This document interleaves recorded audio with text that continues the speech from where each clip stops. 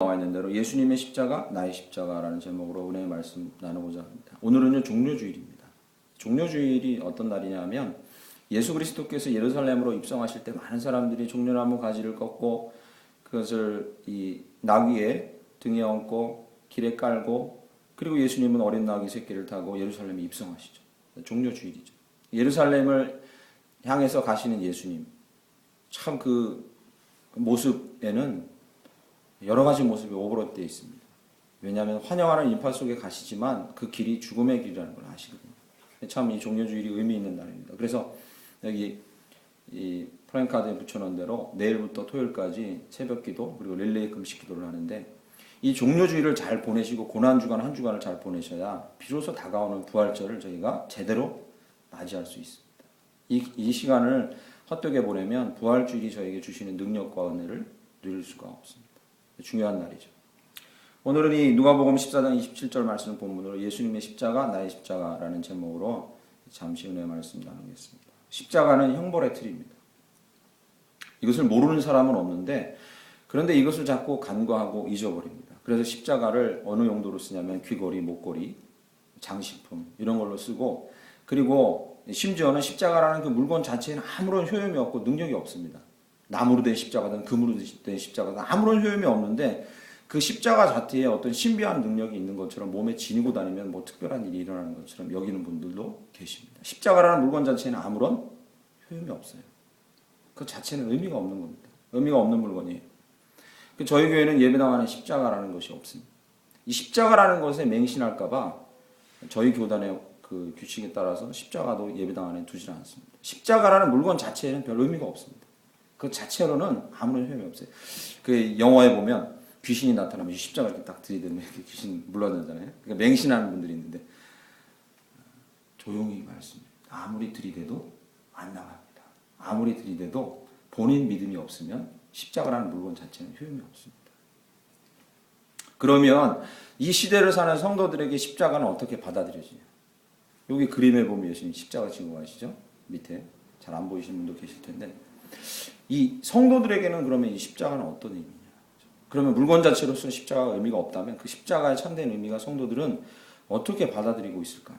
대체적으로 고난이라는 단어와 매치시켜서 받아들여요. 그렇지 않습니까? 십자가 하면 왠지 막 보행, 고난, 엄청나게 짊어지어진 고난 같은 이걸 생각합니다. 예수님도 사실 그러셨습니다. 십자가가 얼마나 힘든 자리라는 것, 얼마나 모욕적이고 치욕적이고 그리고 고통의 자리라는 걸 아시니까요. 예수님 기도하시던 그날 전날까지도 가능하면 내게서 멀어지게 해주십시오. 이 잔을 내가 받지 않게 해주십시오라고 그 고통이 모욕이 얼마나 심하면 솔직하게 그렇게 기도하셨습니다. 예수님 사람이시기도 하셨거든요. 그런 이 고난을 십자가에 연상시키는 많은 성도들은 이 십자가의 참된 의미라 하면 이렇게 생각합니다. 특히 이렇게 예수 그리스도께서 고난하신 기간이 다가오면 이렇게 생각합니다. 고난당하신 예수님. 나도 그 고난의 길을 갚을 수가 없어서 나도 고난의 길을 갑니다. 예수님의 그 십자가 지신 이 은혜를 갚는 길은 내가 고난당하는 길밖에 없습니다. 그래서 고난당하고 고행당하지 않고 편하게 살면 너무 불편하고 그리고 좀 더 고행을 겪고 고난당한 삶이면 뭔가 마음이 뿌듯하고 이 고난이라는 단어가 십자가를 매치시키는 경우가 있습니다. 그런데 맞지만 그러나 맞지 않기도 합니다. 십자가를 고난이라는 단어와 고행이라는 단어와 계속 연결시킬수록 우리는 오히려 공로주의와 율법주의로 흘러갑니다. 참 아이러니하죠. 십자가를 고난이라는 것에만 자꾸 매치시키는 자들은 내가 뭘 했다. 내가 뭘 고난 당했다. 내가 뭘 예수님을 위해서 핍박 당했다라는 자기 의와 자기 자랑으로 흘러가는 경우가 오히려 많아요. 참 묘하죠. 그래서 예수님께서도 십자가 위에서 자기를 위해 울고 있는 사람들을 향해 이렇게 얘기합니다. 여러분 아시죠? 나를 위해 울지 말아라. 그 말이 내가 십자가에서 달려서 이렇게 고초당하고 있는데 이거 즐겨라 이 얘기가 아닙니다. 제발 너희들이 눈에 보이는 이 육신적인 고통에 너희의 연민의 정으로 울지 마라. 그 내가 지금 당하고 있는 이 육신적인 아픔에 너무 매이지 마라. 거기에만 집중하지 마라. 그게 진짜 참된 십자가의 의미가 아니다라고 예수님이 가르쳐주고 계십니다. 이 사람들은 계속 육신적으로 고통당하고 뭔가 고통당한 거, 고난당한 그 이미지만을 십자가에 오버랩시켜서 생각하는 거예요. 그래서 저는 이제 고민해 봤어요. 오늘 종료주의를 거치고 고난주간을 어떻게 보낼까, 또 우리 성도들과 함께 어떻게 보낼까 생각하다가 매년 겪는 부활절이지만 이 부활절이 성탄절과 나란히 놓인다면 단연 인기가 없다는 사실을 또 생각해 봤어요. 그렇지 않습니까? 그죠? 부활절은 정말 인기 좋아요. 아니, 성탄절은 정말 인기가 좋아요. 예수님 탄생하신. 그죠? 교회마다 전구 엄청나게 수천만 원씩 들여서 전구 달고 엄청나게 많이 하는데 부활절은 아무도 그렇게까지 축하하는 사람이 없어요. 왜 그럴까라는 게 다시 고난주간을 당하는 이때에 고민해 봤습니다. 왜 그렇겠습니까? 고난주간 십자가 하면 막연하게 느껴지는 성도의 중압감 때문에 그런 거예요. 부활절을 알고 고난을 알면서도 십자가를 알고 지금 십자가가 많이 불려지는 때인 걸 알면서도 그 중압감, 막연한 중압감, 참된 의미를 깨닫지 못하고 느끼는 막연한 중압감 때문에 피하고 싶어요. 저는 그렇게 생각합니다. 다른 분들은 어떨지 모르지만 저는 이 목사로서 사역하면서 계속 그 고민을 하게 됩니다. 그 중압감, 막연한 중압감에서 벗어나질 못하는 거예요, 성도들이. 특히 오늘 본문을 들으면 그 중압감이 배가 합니다. 더 커져요. 오늘 본문 보시죠. 27절 한 절만 읽었습니다. 누구든지 자기 십자가를 지고 나를 따르지 않는 자도 능히 내 제자가 되지 못하리라. 맞는 말씀이죠. 예수님 정말로 핵심적인 말씀을 제자들에게 해주신 겁니다. 그런데 이 말씀을 읽으면서 계속 더 중압감이 커지는 거예요. 왜요? 십자가 지고 나 따라오지 않으면 너희들 제자 아니다라고 얘기하니까. 그러니까 자기 모습에 막연한 중압감만 드는 거예요. 나 예수님을 위해서 엄청난 고난을 아직까지 짊어지지 못했는데 그러면 내가 성도로 헛살았구나. 나 예수님을 위해서 뭐 몸의 흔적이나 뭐 핍박당하는 흔적이나 또는 회사에서 핍박당한 거나 집에서 핍박당한 거 나 이런 거 적은데 나 제자 아니구나. 아직 멀었구나. 막 이런 중압감이 막 드는 거예요. 그러십니까? 솔직히 그러십니까? 저는 많이 그런 중압감을 느꼈던 적이 많고 지금도 느끼고 있거든요. 성도라면 많이 느낄 거예요. 그런데 이것은요, 고행이 좋은 성도다라는 이 공식을 한국교회에 뿌리내리게 한 율법주의자들과 잘못된 그 핵심을, 십자가의 핵심을 간파하지 못한 사람들이 가르쳐온 결과예요. 특히 우리나라가요, 이 시험과 등급에 인이 박히고 그것으로 사람을 구분하기에 좋은 나라이기 때문에 안타깝지만 그렇습니다. 그래서 교회 안에 코스를 만들어 놓고 코스를 거친 사람은 제자가 되는 거예요. 저도 제자 훈련 참 오래 시켰어요. 청년들이랑 성도들 함께 제자 훈련했어요. 그런데 정말 그때마다 마음이 무거웠던 게 교회 안에 있는 이 훈련 코스를 마치면 이 나와서 간증하시는 분이 이렇게 얘기해요. 저는 이제 제자가 되었습니다. 이 짐을 어떻게 짊어지고 가야 할지 뭐 이런 간증을 해요. 저는 그때마다 뒤에 앉아서 그 훈련을 제가 시킨 사람이지만 그런 마음에 너무 큰 회한이 들었어요. 아쉬움이 많이 남았습니다. 왜냐하면 그 훈련은 그저 주님을 따라가는 길을 시작한 것에 불과해요. 평생 가야 할 길. 평생. 그런데 코스를 하나 마쳤다고 이 사람은 좀 더 제자화된 사람, 이 사람은 덜 떨어진 성도, 이렇게 자꾸 등급을 나누는 걸 좋아해요. 저희 아이가 고등학교 올해 입학했는데 엄청 스트레스 받는 게 뭐냐? 등급. 그냥 등급. 그러면 등급. 사람을 등급 나눠가지고 계속 등급. 뭐 일선 교육 현장에 계신 분들이야 정말 이해됩니다. 그러나 이것이 누구 한 사람의 책임은 아니지만 그러나 등급을 나누고 그것에 따라서 이 사람은 훈련 마쳤으니까 좋은 성도. 이 사람은 아니니까 좀 덜 떨어진 성도. 그래서 오늘 14장 27절 이 말씀을 사람들이 이해할 때도 그렇게 이해하는 겁니다. 내가 십자가를 지기 위해서 몸이나 내 삶에 분명한 흔적, 공로를 남기지 않은 사람은 제자가 아닌 거예요. 그렇게 이해하는 거예요. 그러니까 자꾸 십자가를 고난과 고행에다가 연결시켜요.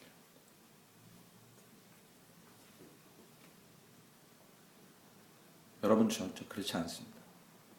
고행과 고난이 십자가의 본래 의미가 아닙니다.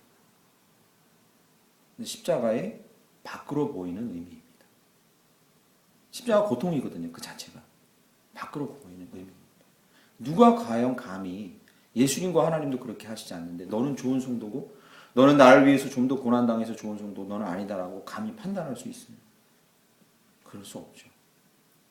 특히 외적으로 보이는 고난과 고행을 더 겪었다고 너는 좋은 성도라고 누가 판단할 수 있겠습니까? 그럴 수 없죠. 엊그저께요. 테레사 수녀가 로마 교황청에서 성인 추대되기로 결정됐습니다. 여러분 뉴스에 혹시 보신 분 계실지 몰라요. 성인으로 추대되기로 결정됐습니다. 정말로 성인이 될 만한 사람이긴 하지만 이 사실도 정말로 웃기는 거예요.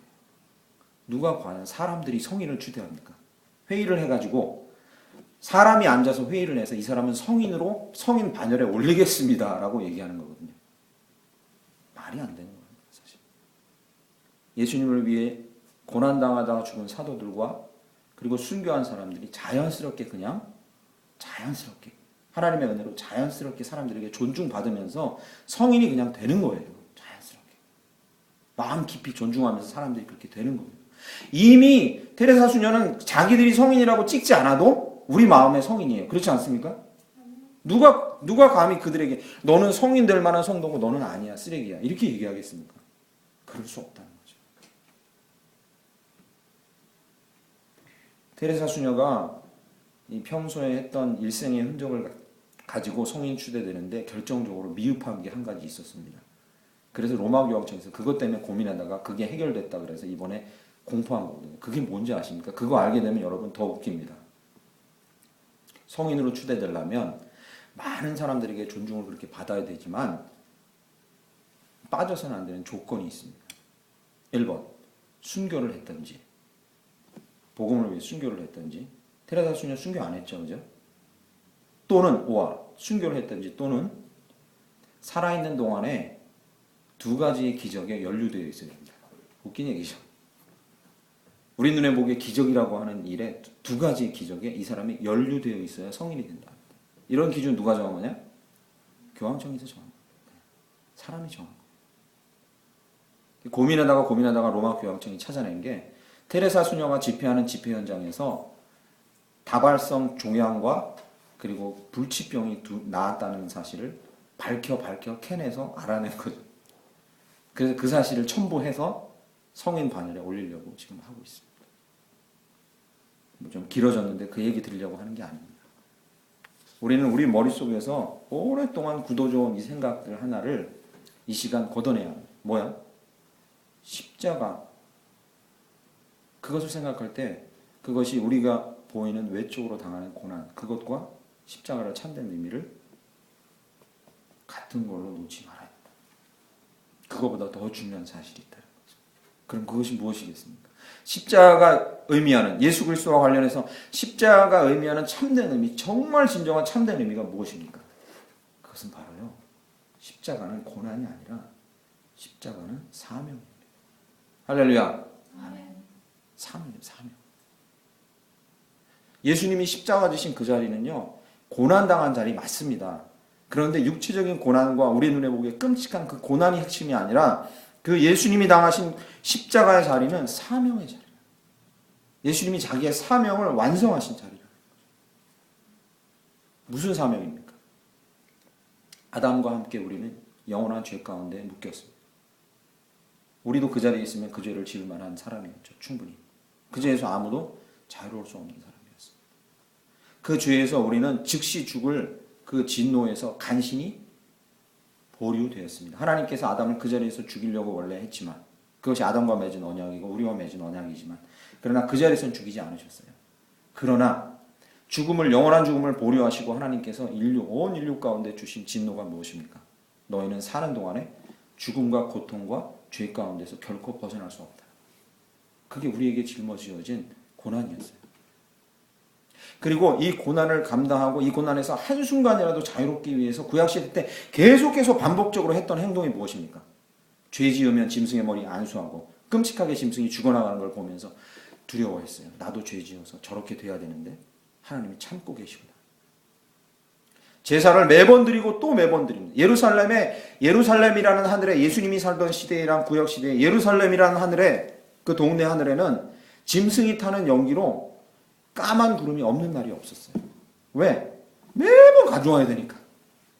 그리고 그 끔찍한 현장, 동물이 죽어나가는 끔찍한 현장을 보는 곳이었어요. 예루살렘이 그렇게 아름답고 황홀한 곳이 아니었습니다. 끔찍한 곳이었어요.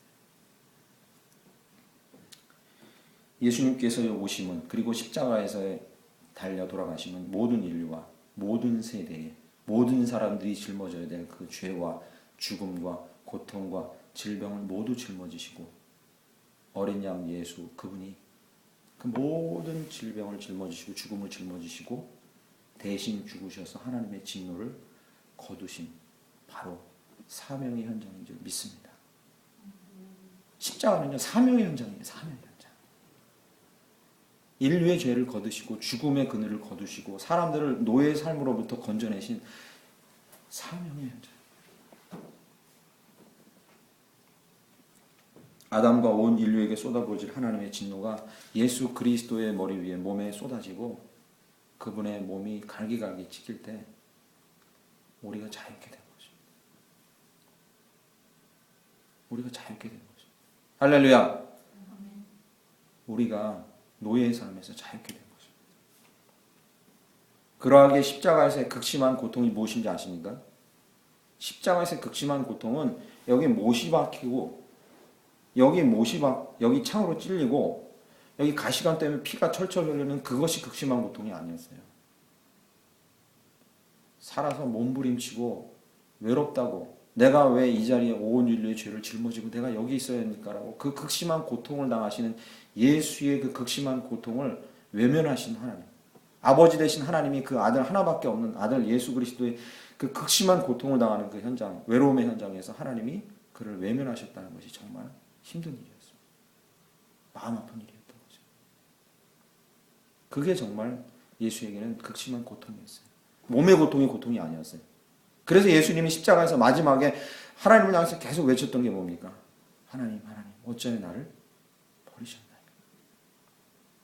어찌하여 나를 모르는 자처럼 이렇게 대하십니까? 어찌하여 나를 이렇게 모르는 자처럼 대하십니까? 그게 예수님의 진짜 고통이었어요. 몸이 어디 찔려서 아픈 게 그게 고통이 아니라 예수님의 진짜 고통은 그것이었습니다. 하나님 왜 나를 이렇게 모르는 자처럼 내팽겨치십니까? 그게 진짜 고통이었어요. 힘들고 외롭고 두렵기까지 하지만, 아버지도 나를 버려서 두렵기까지 하지만 그 자리에서 그 자리를 지키는 게 바로 십자가의 의미인 줄 믿습니다. 할렐루야. 아멘. 그러면요, 여기서 저와 여러분의 사명의 자리가 어디입니까? 몸에 막 고통을 당하는 게 사명의 자리입니다. 막 못 살고, 예수를 위해서 정말로 막 못 살게, 일부러 못 살게 되고 막 형편없이 살게 되고 죽음 앞에 처하고, 그것만이 십자가의 의미입니까? 아닙니다. 여러분이 지금 있는 곳, 여러분이 외롭고 아무도 도와주지 않고, 여러분 혼자 혹시 가정에서 믿음 지키는 사람들, 여러분 직장에서 주변 사람들은 다 믿지 않고 그런데 여러분 혼자서 그 믿음 지키려고 하는 사람, 외로운 현장. 학교에서요, 선생님조차도 이 진화론 가르치고 창조는 잘못했다는 거 얘기하고 입 밖에 이 기독교 얘기나 종교 얘기 꺼내는 거, 그런 거 이상하게 하지 못하게 만드는 분위기에서 자기 믿음 지키는 거, 그 자리가 십자가의 자리인 줄 믿습니다. 그게 십자가의 의미입니다. 고난과 위대함과 무슨 단계를 거친 이런 거 없어도 그게 중요한 게 아닙니다. 여러분, 예수님이 짊어지신 십자가의 자리가 사람들이 그냥 보기에 어떤 자리입니까? 당시 사람들이 보기에 어떤 자리였습니까? 구약은 이렇게 얘기합니다. 나무에 달린 자마다 저주를 받은 자이니라. 십자가에 달린 예수를 보고 사람들은 와, 위대한 자리에 계셨네 이렇게 생각한 사람이 아무도 없습니다. 그 자리는 어떤 자리였어요? 반역죄인, 정말로 지어서는 안 되는 죄를 지은 사람들 달려돌아가는 치욕스러운 자리였잖아요. 십자가는요, 부끄러운 자리였고 저주받은 자리였고 극악한 범죄자들이 있는 자리였어요.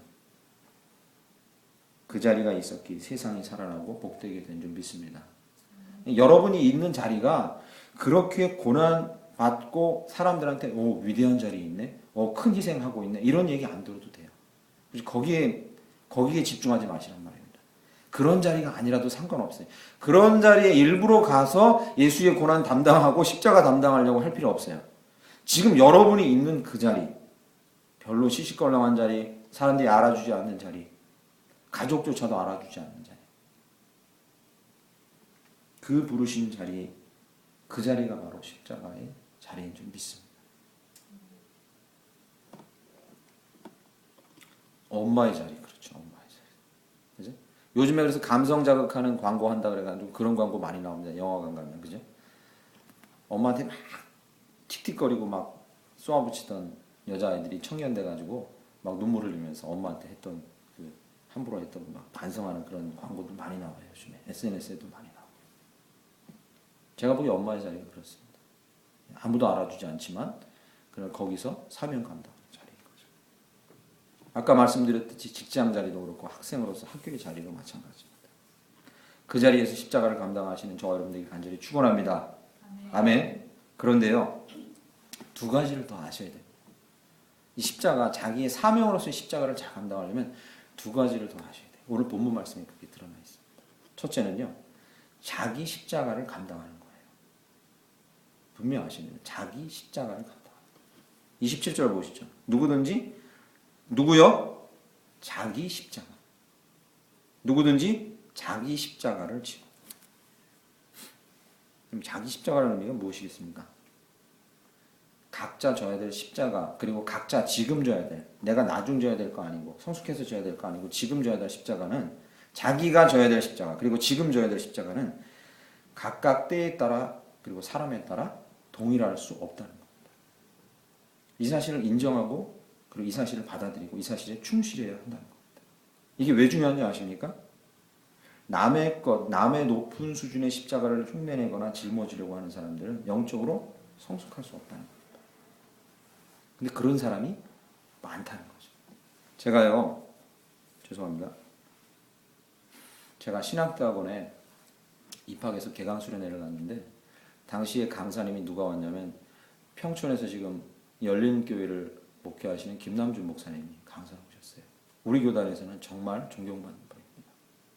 그런데 그분이 3시간 넘게 막 설교를 하시는데 그렇게 마음이 강팍하다는 전도사들이, 성도들보다 더 강팍하다는 전도사들이 막 눈물을 흘리면서 그 강의를 들었어요. 그러면서 정말 새롭게 회심한 느낌이었어요. 막 저도 막 눈물이 나고. 그러면서 그때요, 그 김남준 목사님이 초청했어요. 예수님 믿으라고 초청한 건 아니겠죠. 당연히 전도사들이니까. 뭐라고 초청했냐면, 여러분 목회를 그지같이 할 겁니까? 싹군 목차같이 할 겁니까? 여러분 그러지 마십시오. 이 자리에 나오십시오. 앞으로 평생 하루 3시간 기도하고 평생 하루 2시간씩 전도할 사람 여기 나오십시오. 그러니까 와 하면서 사람들이 막 손들고 막 나오기 시작한 거예요. 막 앞에 강단으로. 제가요 거기서 번떡 일어나가지고 나가려고 하는데 저희 교회 저희 선배 전 강도사님이 제 바지 끄쟁이를 잡고 정신 차려 임마 정신 차려 임마 하면서 바지 끄댕이를 딱 잡고 앉히는 거예요. 그래서 왜 그러세요 강도사님, 지금 열심히 하는 사람 왜 맞고 이래요? 그 강도사님 말이 맞았더라고요.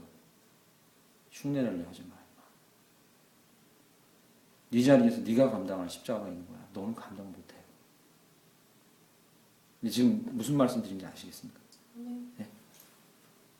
여러분 성도들이 가장 잘 넘어지고 실패하는 이유가 뭐냐면 은혜 받으면 무조건 나 2시간 기도할래 하루. 하나님께 서원해버려요. 그 사람 조금 있다가 후회하고 회개해야 합니다.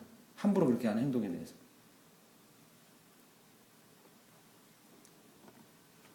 남의 것을, 남의 십자가를 흉내낼 필요 없고 그래서는 안 돼요. 근데 왜 그렇게 하려고 합니까? 속으로는 하나님께 은혜 받았다고 감사하지만 겉으로 무슨 마음이 있는 거예요? 내가 이만한 믿음을 갖고 있다는 걸 보여주기 원하는 거예요. 빨리 사람들한테. 그리고 인정받기를 원하는 거예요. 그리고 그 자리에서 제가 그렇게 나갔던 행동, 나가려고 했던 제 행동을 가만히 돌아보니까 목표가 이거였어요.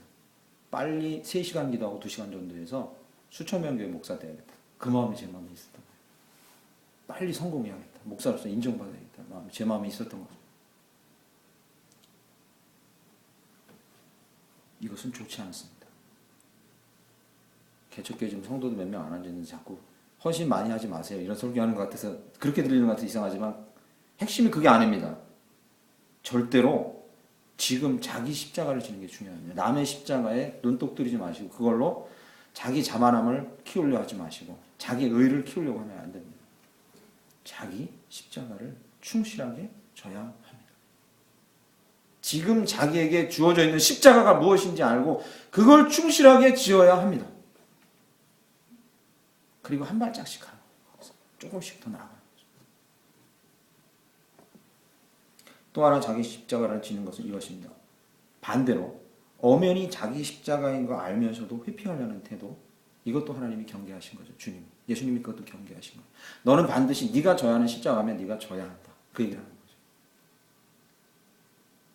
저는 선교단체에서도 활동을 했는데 선교단체에서 이 DTS라는 학교를 할 때 간사들이 와갖고 학교가 열리기 3개월 전부터 기도를 하면서 학생들이 와서 제자훈련을 받을 것을 이렇게 준비합니다. 그런데 그 학교가 열릴 때 학생들이 한 30명에서 많게는 뭐 50명씩 이렇게 오고 그 사람들과 3개월씩 숙박을 하면서 훈련을 해야 돼서 간사들이 잡이죠. 잡을 할당합니다. 어떤 사람은 학생들이 왔을 때 그 학생들에게 영성 훈련을 시킬 수 있는 잡을 받고 어떤 사람은 찬양인으로 어떤 사람은 주방에 갑니다. 그런데요. 거기 모인 간사들은요. 모두 다 1년에서 수년간 보수를 받지 않고 자비량으로 선교활동을 합니다. 그런데 희한한 게 그렇게 은혜가 넘치는 간사들이요. 잡을 정할 때요. 아무도 3D는 안 하려고 한다는 거죠. 더럽고 위험하고 그런 걸 안 하려고 해요. 뭐 하려고 그러냐. 기타 메고 거룩하게 찬양하면 여기서 세션하고 막 앞에서 찬양하고 이런 거는 다 막 많이 몰려요.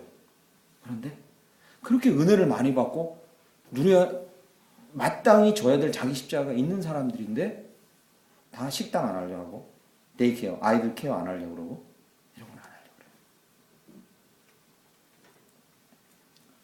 예수님 그거 말씀하시는 겁니다. 네가 져야 될 십자가라고 생각한다면 피하지 마라. 그게 자기 십자가의 의미예요. 피하면 안 됩니다.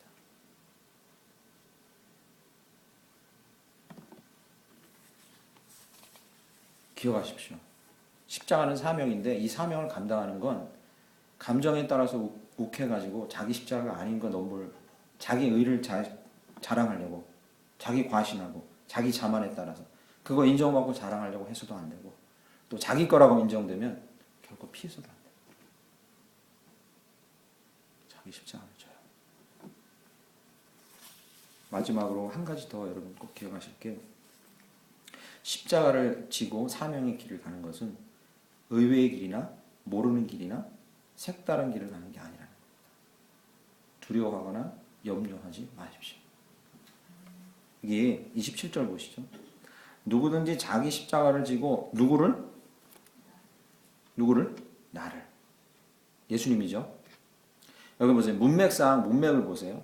누구든지 자기 십자가를 지고 자기 길을 가라. 이렇게 얘기 안 하세요. 그죠? 희한해요.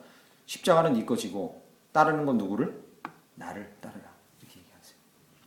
이게 의미하는 바가 뭐냐면요. 자기가 짊어져야 될 자기 고유의 십자가가 있는 건 맞지만 방향은 항상 한 곳이라는 거예요. 각자 십자가를 지는 그 십자가가 다 달라도 온 인류 가운데 사는 성도들의 십자가가 다 각각 달라도 방향은 하나라는 거예요. 딴 데로 가면 안 돼. 방향은 하나예요.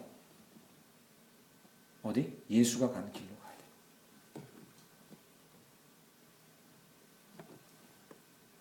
그래서 이건 기쁜 소식이기도 하고 조금 우리에게 부담스러운 소식이기도 하죠. 첫 번째 기쁜 소식이란 건요. 내가 어디로 가지? 학생들 많이 고민해요. 청년들도 고민하고. 내가 뭘 하고 어디로 가지? 고민하지 마세요. 자기 십자가가 다 달라도 길은 하나예요. 예수님 간 길로 가는 거예요. 결국엔 우리 인생이 예수님 간 길로 가는 거예요. 성도라면. 두 번째는요. 예수님이 간 길로 가야 한다니까 부담인 거죠. 예수님이 가신 길이 어디예요? 성문 밖 골고다. 성도들이 교회 와서 신앙생활 교회 안에서는 즐겁게 열심히 하는데 성문 밖으로는 안 나가려고 그러는 게 특징이죠. 교회 안에서 자기들끼리 즐겁게 신앙생활을 하지만 그러나 성문 밖, 자기 직장, 가정, 자기가 만나는 사람들에서 바로 거기서 십자가를 져야 된다는 건 우리가 잘 믿고 살죠. 예수님이 가신 곳이 어디냐면 성문 밖 골고다고 거기서 구원을 완성하신 거죠. 우리가 각자 십자가가 다 달라도 우리가 가야 될 길은 하나예요. 어디입니까? 예수님이 완성하신 그 구원의 역사가 완성된 이 세상 가운데 그 구원의 역사를 외치고 드러내고 증거하고 보여주고 그래서 많은 사람을 주께로 돌아오게 할 바로 세상으로 가야 된다. 우리가 직업이 무엇이든 지금 학생이든 청년이든 직장인이든 그리고 우리가 사는 곳이 어디든 서울이든 부산이든 밴쿠버든 브라질이든 우리가 가야 할 곳은 하나고 우리가 십자가를 지고 감당해야 될 사명은 하나예요. 그것이 무엇입니까? 주님이 완성하신 구원을 세상 가운데 알리는 겁니다. 할렐루야. 목표가 그거 하나예요. 다른 건 있을 수 없어요. 그리고 죄에 눌려서 신음하고 노예와 같은 삶을 사는 자기들은 자유롭다고 얘기하고 자기들은 정말 기쁘고 마음껏 산다고 얘기하지만 우리 눈에 보기에 죄악으로 향해 가고 죽음으로 향해 가고 노예 같은 삶을 사는 그들을 향해서 자유케 하는 일을 위하여 우리가 사는 것. 그게 예수 그리스도를 따라가는 십자가의 사명의 길인 것입니다. 사랑하는 성도 여러분, 앞으로 일주일간 고난 주간을 지내실 겁니다. 우리 릴레이 기도 작정하시고 그리고 이제 기도하면서 새벽에도 이제 함께 만나게 될 텐데 여러분 기억하십시오. 이런 일들을 이렇게 진행할 때 항상 제 마음에 아쉬움이 있는 것은 자꾸 십자가를 생각하면서 또 이렇게 말씀드려도 고난, 고해. 내가 뭘 헌신하고 희생하고 막 대단한 뭔가를 할까라고 그런 생각들로 먼저 행하시는데 그러지 마십시오. 일주일 지나시면서 내가 져야 될 삶에서 십자가가 무엇이고 내 사명의 자리가 무엇인지 거기에만 집중하시기 바랍니다. 주님께서 여러분을 따라오라 이끌어 주시고 여러분 선 곳에서 복음이 증거되는 이 놀랍고 위대한 역사를 여러분을 통해서 저를 통해서 이루실 줄 믿습니다. 아멘.